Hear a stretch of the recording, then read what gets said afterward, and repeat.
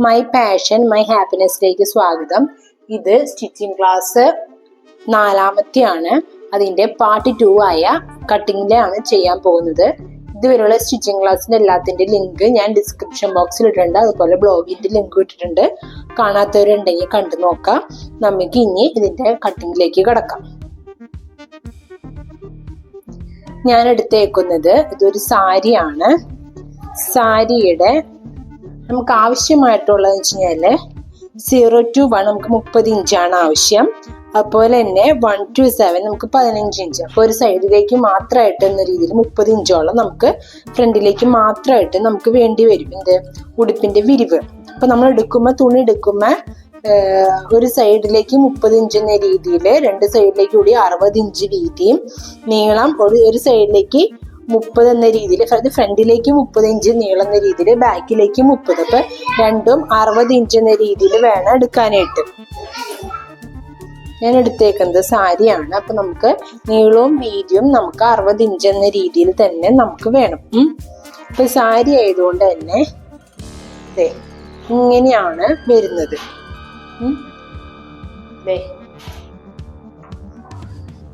ഇങ്ങനെയാണ് സാരി വരുന്നത്. ഈ സാരിയുടെ നീളം ഞാൻ എടുത്തേക്കുന്നത് 30 ഇഞ്ച് എന്ന രീതിയിൽ നീളം എടുത്തിട്ടുണ്ട്. അങ്ങനെ വീതി മൊത്തം 60 ഇഞ്ച് എന്ന രീതിയിൽ എടുത്തിട്ടുണ്ട്.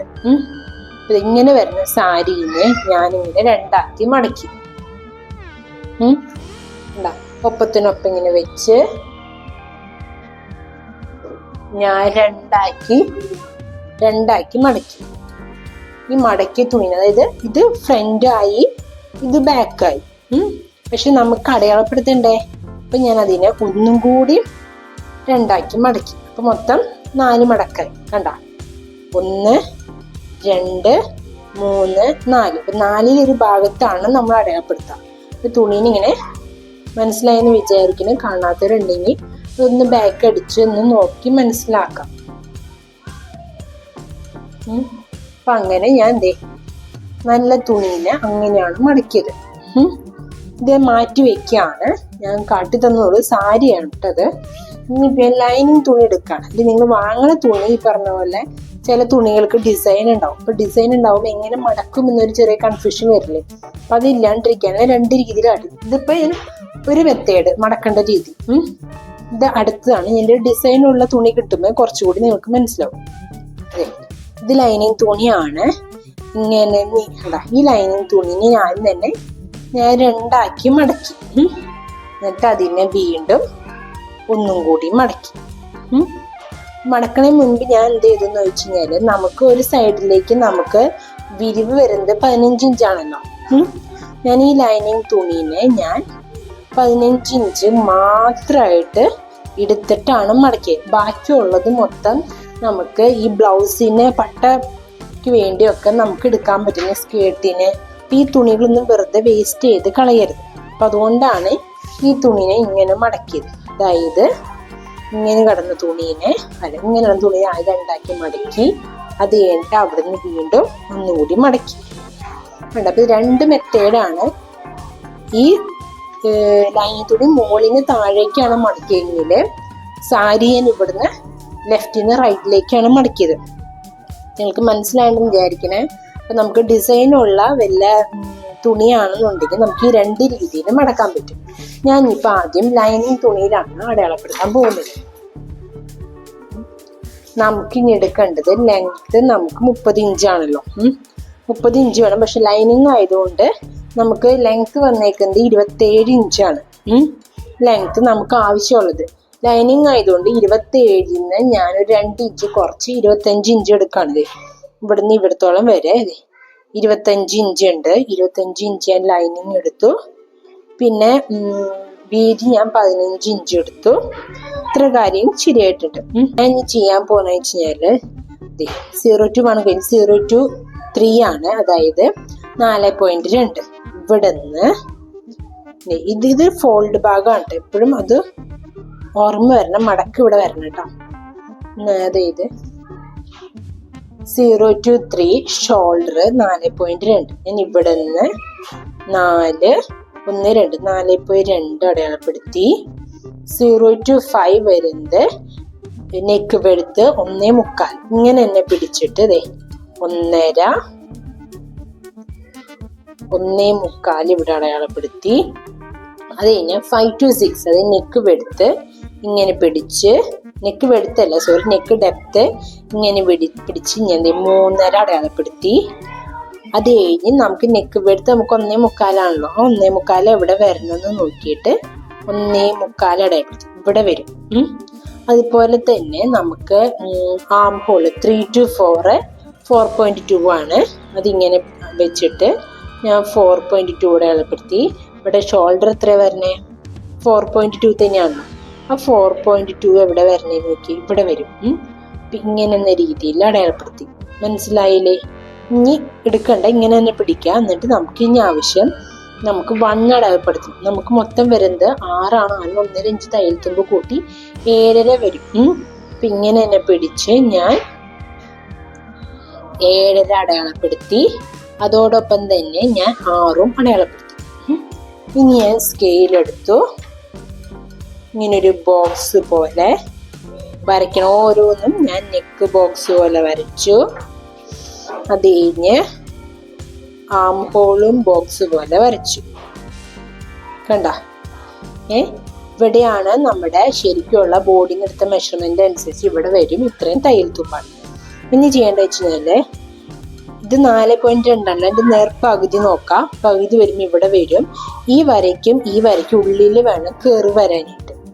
ഇങ്ങനെ പിടിച്ച് ഇങ്ങനെ കയറി വരച്ചു. ഇപ്പോൾ തുടക്കക്കാരാവുമ്പോൾ ഇപ്പോഴും ഇങ്ങനെ കയറുവ് കൈകൊണ്ട് വരച്ച് പഠിക്കുക. അത് കഴിഞ്ഞിട്ട് നമുക്ക് ഫ്രഞ്ച് കയറുവ് അല്ലെങ്കിൽ ആംഹോൾ കയറുവ് വെച്ച് നമുക്ക് വരയ്ക്കാവുന്നതാണ്. ഇത് 3.5 എൻ്റെ നേർപകുതി എടുക്കാം. ഇവിടെ വരും. ഇങ്ങനെ പിടിച്ച് ഇങ്ങനെ ഒരു കർവ് കൊടുക്കാം. അപ്പോൾ ഇനി ഇത് നമുക്ക് കുറച്ചുകൂടി ഒന്ന് വൈഡാക്കണമെന്നുണ്ടെങ്കിൽ ഇവിടെ നിന്ന് വേണമെങ്കിൽ ഒരു പൊടിക്ക് വേണമെങ്കിൽ ബാക്കിലേക്ക് ഇങ്ങനെ ഇറക്കി നല്ല ഭംഗിയിൽ ഇങ്ങനെ എടുക്കണമെങ്കിൽ എടുക്കാം. ഇനി അടുത്ത വീഡിയോയിലൊക്കെ ഞാൻ ഈ നെക്ക് ഈ റൗണ്ട് എന്നുള്ളത് മാറ്റി വേറെ പല രീതിയിലും കാട്ടിത്തരാം കേട്ടോ. ഇത്രയാണ് നമുക്ക് മെയിനായിട്ടുള്ളത്. ഇനിയുള്ളത് വെച്ച് കഴിഞ്ഞാൽ നമുക്ക് അടിയിൽ 1 ഇഞ്ച് ഓൾറെഡി 15 ഇഞ്ച് ഉണ്ടല്ലോ നമ്മുടെ. അത് കഴിഞ്ഞ് കറക്റ്റ് ആയിട്ടുണ്ട്. ഇനി ഇവിടുന്ന് ഞാൻ 1 ഇഞ്ച് മേലോട്ട് അടയാളപ്പെടുത്തി. എന്നിട്ട് ഇങ്ങനെ പിടിച്ചത് ഇത് ഇങ്ങനെ ഈ പോയിന്റിൽ നിന്ന് ഇങ്ങനെ പിടിക്കാം. എവിടെയാണോ നമ്മുടെ ടേപ്പ് വന്ന് മുട്ടണ വെച്ചാൽ അവിടത്തോളം വരെ ഇങ്ങനെ ചെരിച്ച് ഇങ്ങനെ വരയ്ക്കാം. ഇങ്ങനെ നമുക്ക് വേണം കട്ട് ചെയ്തെടുക്കാനായിട്ട്.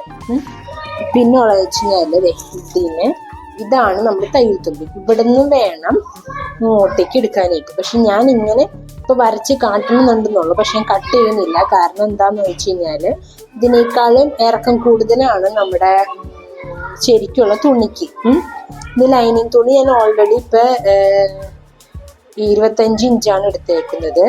നമുക്ക് ആവശ്യം 27 ഇഞ്ചാണ്. അപ്പൊ അതുകൊണ്ട് ഞാനിപ്പോ ഇങ്ങനെ എടുത്തു എന്നുള്ളൂ. ഇനി നമുക്ക് കട്ട് ചെയ്യണം. ഇനി നമുക്കിത് കട്ട് ചെയ്യണമല്ലോ. ഇങ്ങനെ ഒരുമിച്ച് കട്ട് ചെയ്യാൻ വിചാരിച്ചിട്ടാണ് ഞാൻ ലൈനിങ് തുണി ഞാൻ കട്ട് ചെയ്യാത്തത്.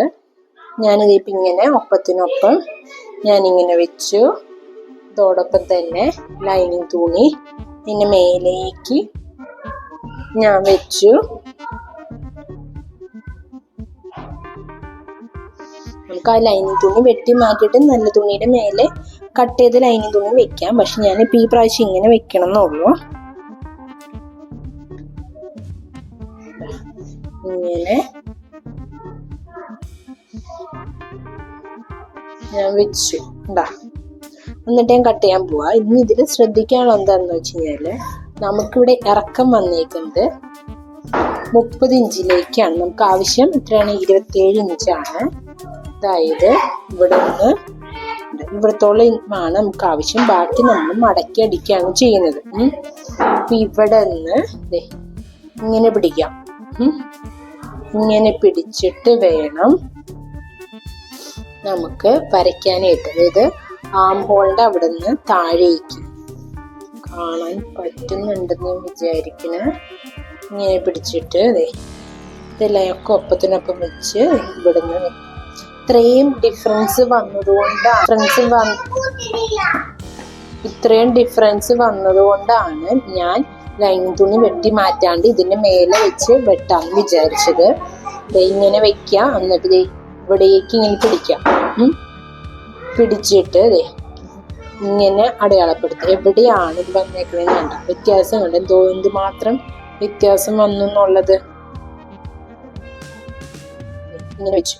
ഇത്രയും വ്യത്യാസം വരാൻ കാരണം എന്താന്ന് വെച്ചാൽ 3 ഇഞ്ചാണ് ഞാൻ തയ്യൽ തുമ്പ് എക്സ്ട്രാ ഞാൻ താഴെ ആഡ് ചെയ്തേക്കുന്നത്. അതുകൊണ്ടാണ് ഇത്രയും ഡിഫറൻസ് വന്നത്.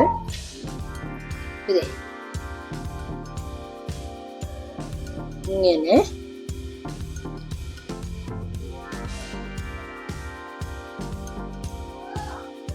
ഞാൻ വരച്ചു. ഇനി ഞാൻ കട്ട് ചെയ്യാൻ പോവാണ്.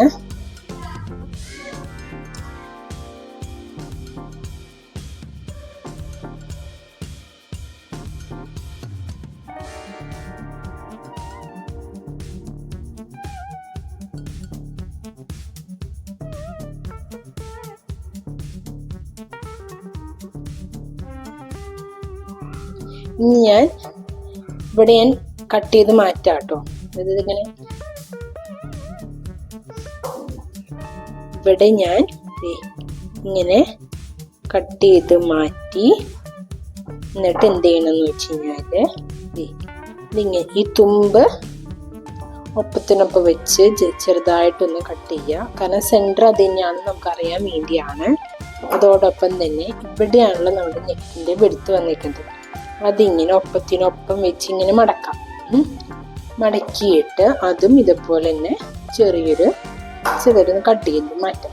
അപ്പൊ നമുക്ക് കറക്റ്റായിട്ട് അറിയാം ഇവിടെയാണ് നമ്മുടെ നെക്ക് വന്നേക്കുന്നത്, നെക്കിന്റെ വെടുത്ത് വന്നേക്കുന്നത്. കണ്ടാ, ഇത് സെന്റർ പോർഷൻ. ഇനി നമുക്ക് ചെയ്യാനുള്ള വെച്ചാല് ഇത് നമ്മുടെ കാർബൺ പേപ്പറാണ്. പിന്നെ എളുപ്പമാർഗം കാട്ടിത്തരണമെന്നുള്ളൂ. ഇതിനെ നമുക്ക് ഈ നെക്ക് ഒരു സൈഡിലല്ലേ ഉള്ളൂ, ഇപ്പുറത്തെ സൈഡിലും വരയ്ക്കണം, നമ്മുടെ ബാക്കിലത്തെ ലൈനിങ് തുണിയിലും ഇവിടെയും വരയ്ക്കണം. ഇതാണ് നമ്മുടെ കാർബൺ പേപ്പർ. ഈ പേപ്പറിനെ ഞാൻ എന്ത് ചെയ്യും, ഇങ്ങനെ വെക്കും. ഇങ്ങനെ വെക്കുമ്പോൾ ഒരു സൈഡിലല്ലേ വരുള്ളൂ, ഇപ്പുറത്തെ സൈഡിലും വരാൻ എന്ത് ചെയ്യണം, ഇതൊന്നൊരു പീസ് ഞാൻ കട്ട് ചെയ്ത് മാറ്റണം. എന്നാലാണ് അപ്പുറത്തെ സൈഡിൽ വരുള്ളൂ. ഇതിൽ വേറെ കാർബൺ പേപ്പർ ഉണ്ട്, പക്ഷെ ഞാനത് ഷെൽഫിലെടുത്ത് വെച്ചേക്കാം. ഇത് എവിടെയാണെന്ന് നോക്കണം. അപ്പം അതിനേക്കാളും നല്ല തൽക്കാലത്തേക്ക് നമുക്ക് ഒരു സൈഡിൽ മാത്രമായിട്ട് ഇങ്ങനെ വെക്കുക. ഇതിങ്ങനെ ഒപ്പത്തിനൊപ്പം ഇടുക. ഇതാണ് നമ്മുടെ വീട്. ഇതിങ്ങനെ പിടിക്കുക, ഇങ്ങനെ വരയ്ക്കുക.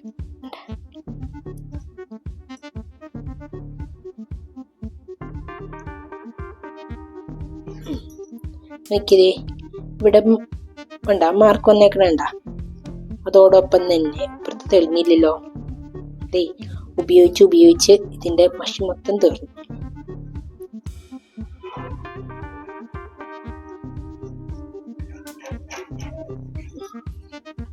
അല്ല, ഇപ്പുറത്തും വന്നിട്ടുണ്ട്. ഇനി ഇത് ഈ സൈഡിലും കൂടി വരണം. നമുക്കിനി പുതിയ കാർബൺ പേപ്പർ എടുക്കണം. ഉപയോഗിച്ച് ഇതിന്റെ പരിപ്പിളക്കിയിരിക്കാം. കണ്ടാതെ ഇവിടെയും വന്നു. കറക്റ്റ് ആയിട്ട് കിട്ടിയില്ലേ? നമുക്കിത് ഇനി ചോക്ക് ഉപയോഗിച്ച് വരയ്ക്കാം.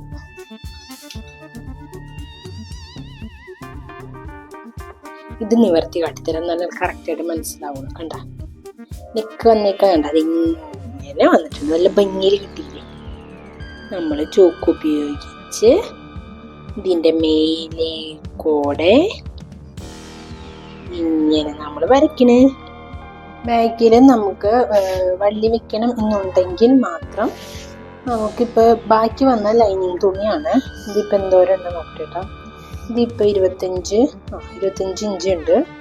ഇവിടെ വീതി നമുക്ക് ഏകദേശം ഒരു 4 ഇഞ്ച് ഉണ്ട്. പിന്നെ ഈ ഒരു അളവിൽ ഞാൻ എടുത്തിട്ട് 4 ഇവിടെ 4 ഇഞ്ചുള്ളുണ്ട്. എന്നോട് ഒരു 6 ഇഞ്ച് എടുക്കണം. ഇങ്ങനെ ചരിച്ച് ഞാനൊരു വര വരയ്ക്കുന്നു.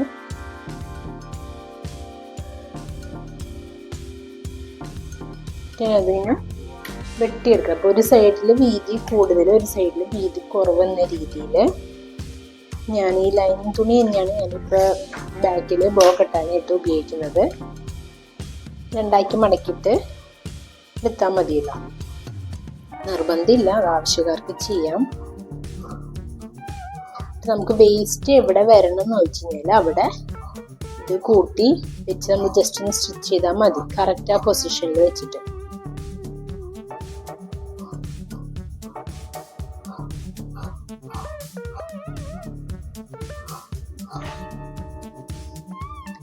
ഇതിപ്പോ 2 പീസ് ഉണ്ട്, വെച്ച് സെന്റർ കട്ട് ചെയ്യാണ്.